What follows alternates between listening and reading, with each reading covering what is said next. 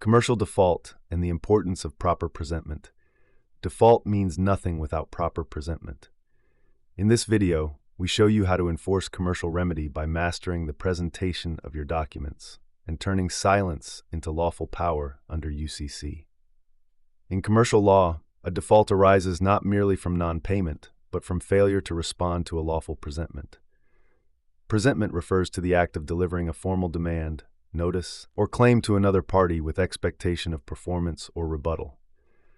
A properly executed presentment must include the terms, the facts, the evidence, and the time for reply.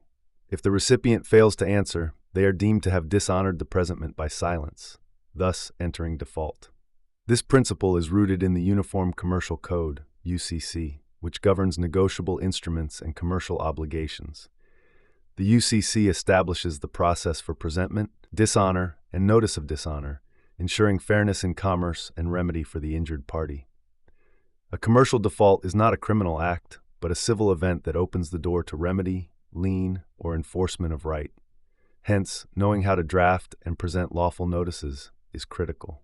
Footnote: this section defines commercial default and outlines how proper presentment leads to enforceable remedies under UCC principles.